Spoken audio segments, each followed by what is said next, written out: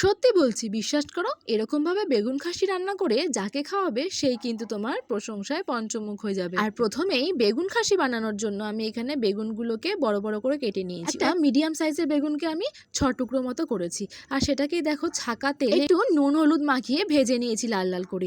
তারপরে একটা মিক্সার গ্রাইন্ডারের মধ্যে একটু আদা, স্বাদ মতো লঙ্কা, 1 চামচ টক দই আর একটা টমেটো দিয়ে একটা পেস্ট বানিয়ে নিচ্ছি।